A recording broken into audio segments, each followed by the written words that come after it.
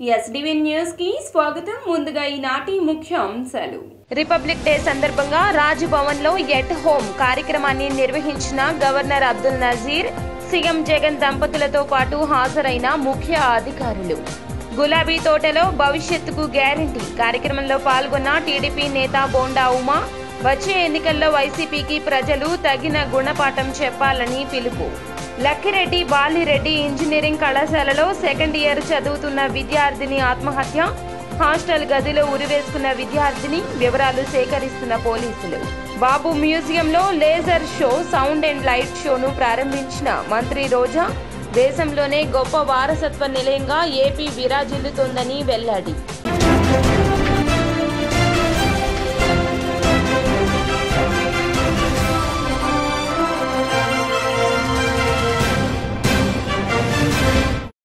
ఇక డీటెయిల్స్ చూస్తే రాజ్ భవన్ లో సందడిగా ఎట్ హోమ్ కార్యక్రమం జరిగింది. Governor justice S Abdul Nazeer రాష్ట్రంలోని ప్రముఖులకు రాజ్ భవన్ లో తేనేటి విందు ఇచ్చారు.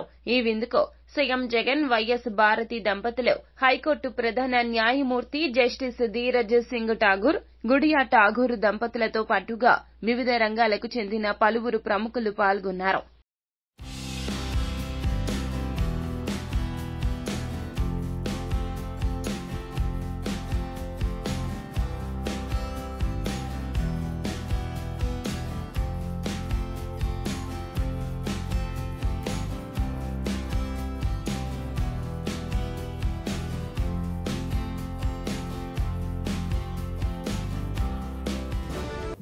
ఇరవై 27వ డివిజన్ గులాబీ తోట ప్రాంతంలో బాబు షూరిటీ భవిష్యత్తుకు గ్యారంటీ కార్యక్రమం జరిగింది.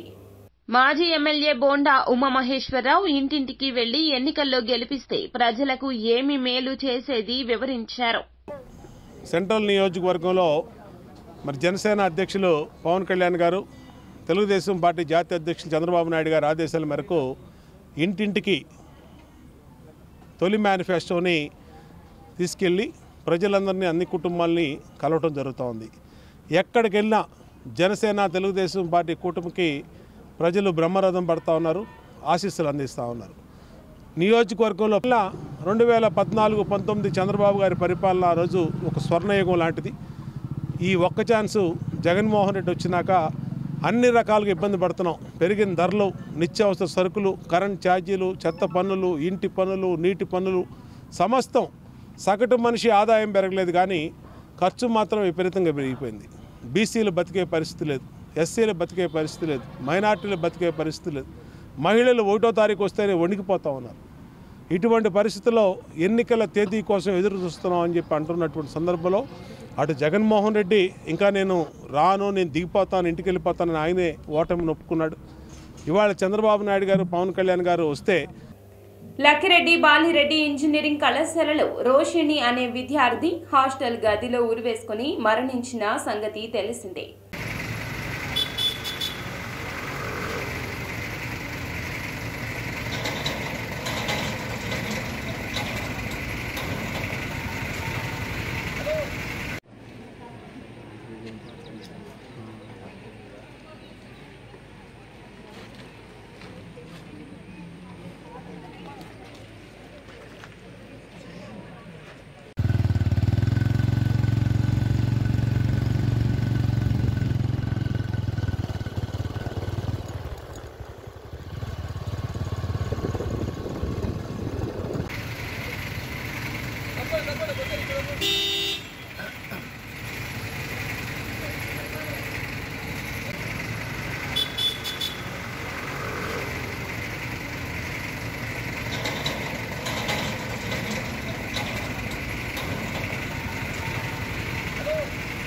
మనువాదుల కబంధ హస్తాల నుంచి రాజ్యాంగాన్ని కాపాడుకుందామని మాజీ మంత్రి వడ్డే శోభనాద్రీశ్వరరావు అన్నారు.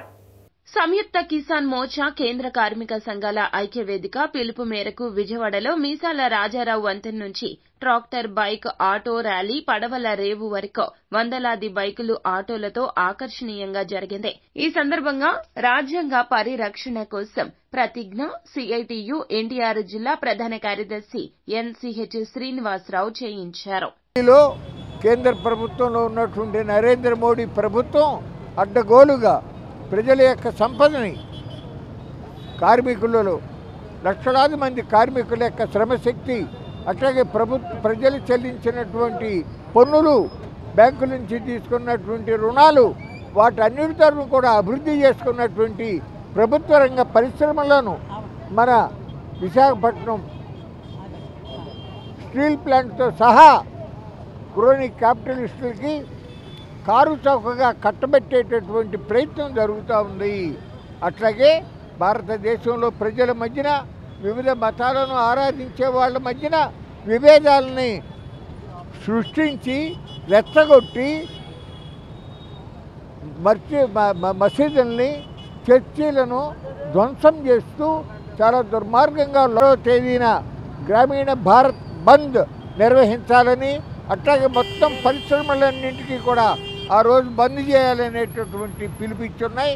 ఆ కార్యక్రమాలను కూడా జయప్రదం చేసి రాబోయే 2024 పార్లమెంట్ ఎన్నికల్లో ఈ దుర్మార్గమైనటువంటి నియంతృత్వ ఫాసిస్టు బీజేపీ ప్రభుత్వాన్ని గద్దె దింపడానికి ప్రజలందరూ సమాయత్తం కావాలని చెప్పి విజ్ఞప్తి చేస్తాం.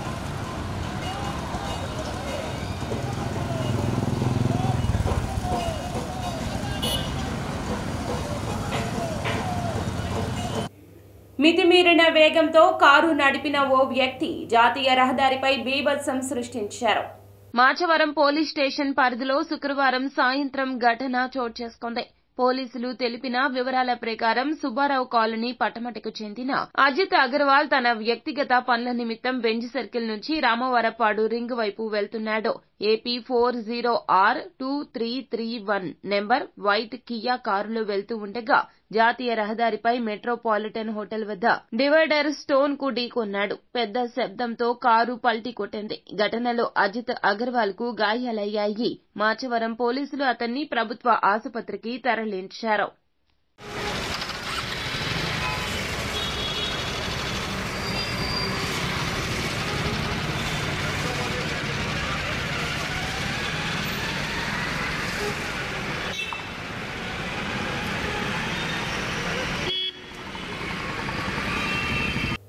చంద్రబాబును సీఎంను చేయడమే తమ లక్ష్యమని టీడీపీ నేత బోండా ఉమ అన్నారు. అజిత్ సింగ్ నగర్ లోని ఒక ఫంక్షన్ హాల్లో తెదేపా సెంట్రల్ నియోజకవర్గ విస్తృత స్థాయి సమావేశం నిర్వహించారు. ముందుగా ఎన్టీ రామారావు, వంగవీటి మోహన రంగ విగ్రహాలకు పూలమాలలు వేసి ఘన నివాళులర్పించారు. అనంతరం బోండా ఉమ మాట్లాడుతూ గంపగుత్తగా కొత్త ఓట్లు చేరుస్తుంటే వాటిపై నిఘా ఉంచాలని అన్నారు. అధ్యక్షురాలు ఉదయశ్రీ కానీ మన మహిళలందరినీ కలుపుకొని ఎంతమంది వస్తే అంతమంది ఆఫీస్లో కొత్త స్టిక్కర్లు వచ్చినాయి, కొత్త పాంప్లెట్లు వచ్చినాయి. ఇంకా ఏ లెటర్లు కావాలి ఇవ్వడానికి సత్యంగా ఉన్నాం. ఆల్రెడీ మన ప్రచారం ఉంది, ప్రచారాలను తీసుకెళ్ళచ్చు. ఇంకా 2 ప్రచారాలు కూడా ఏర్పాటు చేస్తున్నాం. ఇంకొక వారం రోజుల్లోనే వేరే ప్రచారాలు కూడా వస్తాయి, అవి కూడా పెడతాం. కాబట్టి మీకు అన్ని సదుపాయాలు అందజేసే బాధ్యత పార్టీ ఆఫీస్ తీసుకుంటుంది. మీరు మాత్రం డివిజన్లో జాగ్రత్తగా ప్రతి ఒక్క ఓటర్ని, ఎందుకంటే 2019 ఎన్నికలే మనకు అనుభవం కావాలి. ఆ రోజు ఏం జరిగిందో మనం చూసాం, 25 ఓట్లు తేడాతో మనం ఓడిపోయాం. అంటే ఒక్క ఓటుకున్న విలువ కూడా మనకు తెలిసి వచ్చింది. ఆ రోజు ఒక్క ఓటు విలువ, ఎందుకంటే 257 పోలింగ్ స్టేషన్, 257 మంది బూతింగ్ చేస్తారు. అందరూ కూడా గణతంత్ర దినోత్సవాన్ని పురస్కరించుకుని కలెక్టర్ బంగ్లాలో కలెక్టర్ పి రాజాబాబు హైటీ ఆతిథ్యాన్ని ఇచ్చారు. ప్రజాప్రతినిధులు, అధికారులు హాజరయ్యారు. అధికారులు ఉత్సాహంగా నృత్యాలు చేసి వారి కళా నైపుణ్యాన్ని ప్రదర్శించారు. మచిలీపట్నం ఆర్డీఓ ఎం వాణి తన శ్రావ్యమైన గాత్రంతో యమునా తటిలో నల్ల నయ్యకై ఎదురు చూసేనే రాధా పాటకు, ఉయ్యూరు ఆర్డీఓ దాసిరాజు దలేర్ మెహందీ గెటప్ లో బల్లే బల్లే అంటూ పంజాబీ పాటకు నృత్యం చేశారు.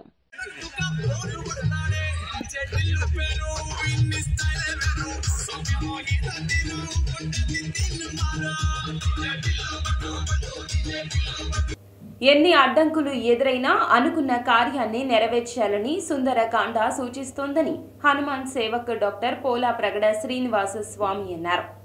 ముమ్మనేని సుబ్బారావు సిద్ధార్థ కళాపీఠం ఆధ్వర్యంలో సిద్ధార్థ ఆడిటోరియంలో ఈ నెల 20వ తేదీ నుండి ప్రారంభమైన సుందరకాండ సప్తాహ పారాయణం కార్యక్రమం శుక్రవారం రాత్రితో ముగిసింది. సుందరకాండలో హనుమంతుడు తన గమ్యాన్ని నిర్దేశించుకోవడంతో పాటుగా చక్కటి ప్రణాళిక రూపొందించుకోవడం, చివరికి విజయం సాధించిన తీరును స్వామి వివరించారు. అక్కడ అయోధ్యలో బాలరామ ప్రతిష్ఠ జరిగిన మహోత్సవ భాగంగా ఇప్పుడు మన విజయవాడ పట్టణంలో వాళ్ళ కళాపీఠంలో గత వారం రోజుల నుంచి సుందరకాండ సప్తాహ కార్యక్రమం పెట్టారు. కీర్తిశేషులు ఎంఎస్ రామారావు రచించి గానం చేసిన ఆ సుందరకాండ కథాగానాన్ని నేను వారి మనోడిగా పాడటం నా భాగ్యం. మొట్టమొదటిసారి విజయవాడలో ఈ కార్యక్రమం చేస్తున్నా. ఈ కార్యక్రమంలో నిన్నటిదాకా సుందరకాండ అయింది, ఈవేళ పూర్ణావతి అవుతుంది. దాని భాగంగా సీతారాముల కళ్యాణం కూడా జరిగింది. నూతన సంవత్సరంలో ఇది మన విజయవాడ ప్రజలకు, తెలుగు ప్రజలకు అందరికి కూడా దొరికినటువంటి అపూర్వమైన కానుకండి. చాలా విజయవంతంగా జరిగింది. అన్ని ఏర్పాట్లు, వసతులు అన్నీ కూడా వీళ్ళు వచ్చిన భక్తులకు కూడా ఎంతో చక్కగా ఏర్పాటు చేశారు. చాలామంది భక్తులు కూడా పెద్ద సంఖ్యలో వచ్చి ఈ కార్యక్రమంలో పాల్గొన్నారు. మేమంతా ధన్యులు. కళాపీఠం తరఫున ఇక్కడ సిద్ధార్థ కళాపీఠం ఆడిటోరియంలో శ్రీనివాస్ స్వామీజీ గత 6 రోజులుగా సుందరకాండ పారాయణ చేస్తున్నారు. చాలా జనసందోహం ఎక్కువగా 700-800 మంది వచ్చి ఇప్పుడు కూడా చూస్తున్నారు. చాలామంది వచ్చి చాలా పులకాంకితులై వాళ్ళు చాలా ఆస్వాదించి చాలా సంతోషంగా ఉన్నారు. అది ఎంఎస్ రామారావు గారి గ్రాండ్ సన్, మనవడు వీరు ఎంత చక్కగా పాడుతున్నారంటే ఫస్ట్ టైం విజయవాడలో అక్కడ రామ్లల్లా ఓపెనింగ్ అయిన రోజులు 22న అయ్యారు. ఇక్కడ మొదలు పెట్టాము. అప్పటి నుంచి ఇప్పటికీ ఇక్కడ శ్రీరామనామం అక్కడంతా చక్కగా జరుగుతూ ఉందో ఇక్కడ కూడా ప్రతిరోజు సాయంకాలం సంతోషంగా జరిగింది. ఇక్కడ సిద్ధార్థ కళాపీఠంలో స్వామివారు శ్రీనివాస్ స్వామి గారు ఇక్కడికి వేయించేసి చాలా కథాగానం, సుందరకాండ కథాగానం అద్భుతంగా అపురూపంగా జరిపారు. అందుకని జనం అందరూ వచ్చిన భక్తులందరూ ఆనంద సంతోషంలో ఉన్నారు.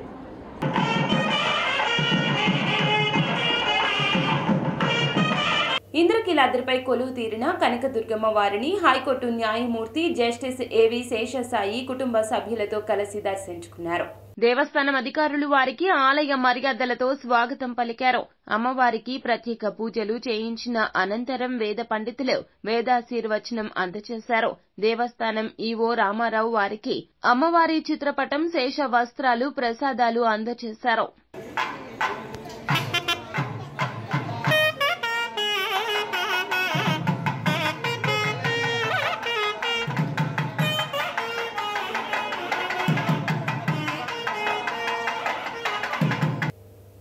కొత్త ప్రభుత్వ ఆసుపత్రిలో రోగులకు పండ్లను పంపిణీ చేయడం జరిగినట్లు అమ్మ ఓల్డేజ్ హోమ్ కేర్ నిర్వాహకులు డి రాంబాబు వెల్లడించారు.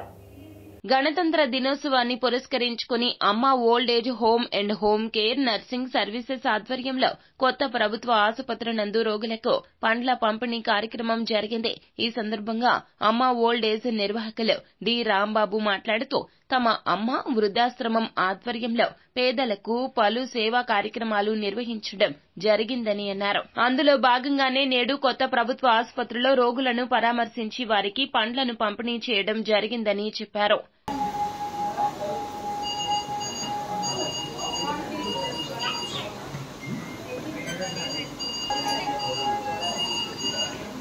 దేశంలోనే గొప్ప వారసత్వ నిలయంగా ఆంధ్రప్రదేశ్ విరాజిల్లుతోందని మంత్రి ఆర్కే రోజా అన్నారు. బందర్ రోడ్లోని బాపు మ్యూజియంలో రాష్ట్ర పురావస్తు ప్రదర్శనశాలల శాఖ ఆధ్వర్యంలో Pingali Venkayya gallery, laser show, sound and light షోను ఆమె ప్రారంభించారు. ఈ కార్యక్రమంలో మంత్రి రోజా మాట్లాడుతూ చరిత్ర గొప్పతనాన్ని తెలుసుకోవాలంటే ఖచ్చితంగా బాపు మ్యూజియానికి రావాలన్నారు. సామాజిక న్యాయానికి పెద్దపీట వేస్తున్న సీఎం జగన్ పాలనలో రాష్ట్రంలో గతంలో ఎన్నడూ లేని విధంగా అభివృద్ధి కనిపిస్తోందన్నారు. కానీ ఈరోజు జగనన్న ప్రభుత్వం వచ్చిన తర్వాత ఏ విధంగా అయితే దీనికి టెక్నాలజీని కూడా యాడ్ చేసి ఈ తరం వాళ్ళు కూడా తెలుసుకునే విధంగా ఈరోజు వాటన్నిటిని కూడా ఇక్కడ పొందుపరచడం ఇప్పుడే మీరు కళ్ళారా చూశారు. అలాగే మీరు చూస్తే ఈ ప్రాంగణంలో లైట్ అండ్ షో, అలాగే ప్రొజెక్షన్ మ్యాపింగ్ని కూడా తయారు చేసాం. ఈ రోజు నుంచి అది కూడా స్టార్ట్ చేస్తున్నాం. ఈరోజు చాలా మంచి రోజు. ముందుగా అందరికీ హ్యాపీ రిపబ్లిక్ డే. సో ఈ సందర్భంగా ఈ లైట్ అండ్ సౌండ్ షో మరి ప్రొజెక్షన్ మ్యాపింగ్ని కూడా ఈరోజు స్టార్ట్ చేయడం ఆ డిపార్ట్మెంట్ మంత్రిగా నేను చాలా గర్వపడుతున్నాను. ఎందుకంటే పిల్లలకి నాలెడ్జ్ రావాలన్నా, లేదంటే మన స్వాతంత్ర సమరయోధులు ఆనాడు వాళ్ళు చేసిన పోరాటాలు కానీ వారి త్యాగ ఫలితం పిల్లలకి తెలియాలన్నా బుక్స్ చదివే పరిస్థితి ఇప్పుడు లేదు. చెప్పాలి. తీరుగా నిలబడ్డ భవనాలపై త్రివర్ణ పతాకాన్ని చూడడం, అందులో పింగళి వెంకయ్య దేశభక్తి కూడా రెపరెపలాడుతూ కనిపిస్తుంది. ఈ పతాకాన్ని 1921లో పింగళి వెంకయ్య తొలిసారిగా మహాత్మా గాంధీ గారికి బహుకరించారు. మన ప్రాతినిధ్యం, సౌభ్రాతృత్వం, జాతీయత అంతెందుకు మన జననం, మరణం అన్నీ ఒకటి. ఈ జాతీయ జెండా మన జాతీయ జెండా. ఇది పింగళి వెంకయ్య గారు దేశానికి ఇచ్చిన గొప్ప. బాపు బోయర్బార్ నాటి నుంచి నా పట్టుదల మీకు తెలుసు, కానీ పోగొట్టుకున్న మన హక్కులపై సమర శంఖారావం పూరిద్దాం రండి అంటూ మాల మహాసేన జాతీయ అధ్యక్షులు అలగ రవికుమార్ పిలుపునిచ్చారు. శంఖారావం సభలో ముఖ్య అతిథులుగా మాజీ ఎంపీ జీవీఆర్ హర్షకుమార్, అమరావతి బహుజన ఐకాస అధ్యక్షులు పోతుల బాలకోటయ్య ముఖ్య అతిథులుగా పాల్గొంటారన్నారు.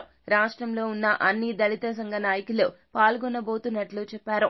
కార్యక్రమం మాల మహాసేన జాతీయ అధ్యక్షులు ఆలగ రవికుమార్ అధ్యక్షతన జరగనుందని ఆయన తెలియజేశారు. నా పేరు ఆలగ రవికుమార్, మాల మహాసేన జాతీయ అధ్యక్షుడిని.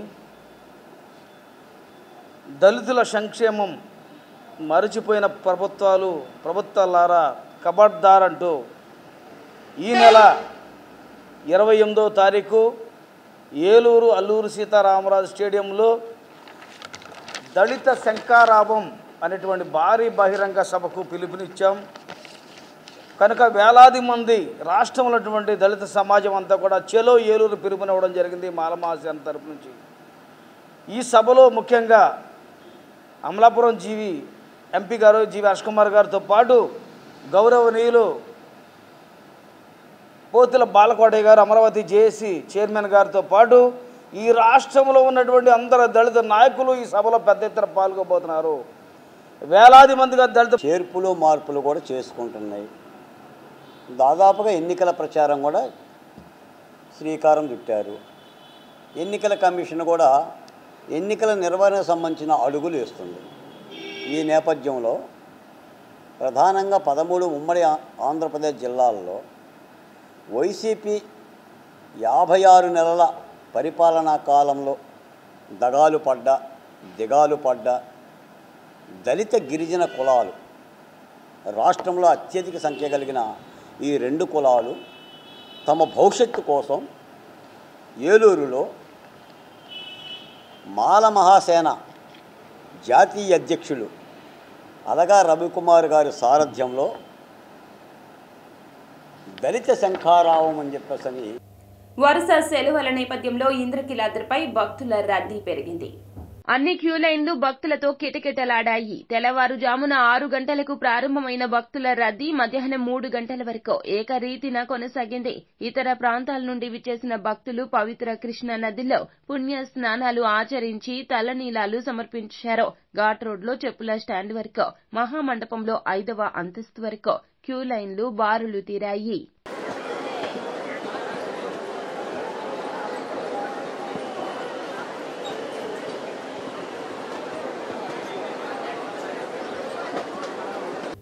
జనసేన అధినేత Pawan Kalyan AP CM YS Jaganmohan రెడ్డికి లేఖ రాశారు.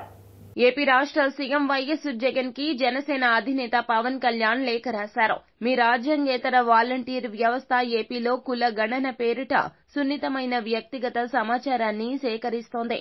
అందుకే ఈ లేఖ రాస్తున్నానంటూ పవన్ స్పష్టం చేశారు. అందుకే ప్రజల తరపున జనసేన పార్టీ మీకు కొన్ని ప్రశ్నాస్త్రాలు సంధిస్తోంది. దయచేసి స్పందించండి అని కోరారు. అయితే వ్యక్తిగత దూషణలకు పోకుండా సంబంధిత ప్రశ్నలకు జవాబులు ఇస్తారని ఆశిస్తున్నాను అంటూ పవన్ పేర్కొన్నారు. పొత్తులో జనసేనకు కేటాయించిన సీట్లనే జనసేన అధినేత పవన్ కళ్యాణ్ ప్రకటించారని మాజీ ఎమ్మెల్యే బోండా ఉమా అన్నారు.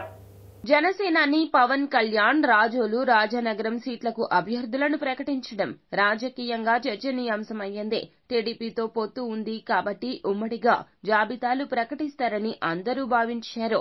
అయితే మండపేట సభలో చంద్రబాబు మండపేట, అరకు అభ్యర్థులను ప్రకటించారని, ఆయన 2 స్థానాలకు అభ్యర్థులను ప్రకటించడంతో తాము కూడా 2 స్థానాలకు అభ్యర్థులను ప్రకటిస్తున్నట్లు పవన్ పేర్కొన్నారు.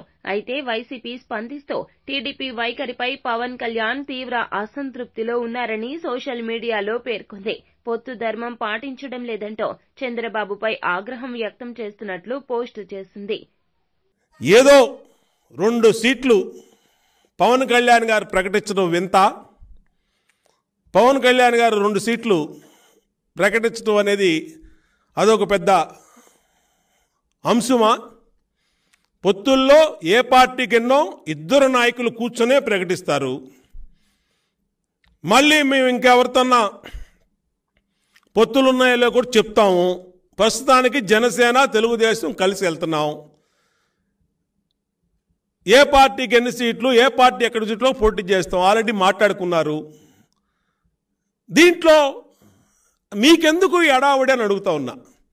ఎంతమంది అమ్మడి రాంబాబు, కొట్టు సత్యనారాయణ, పేర్ని సాని, బొత్స సత్యనారాయణ, అమర్నాథ్ మొత్తం లైన్గా వరుసగా టీవీల ముందుకు వచ్చి బబో అని చెప్పి మాట్లాడేస్తున్నారంటే వీళ్ళకి వైసీపీ పార్టీ ఈరోజు డైపర్ల పార్టీగా మారిపోయింది.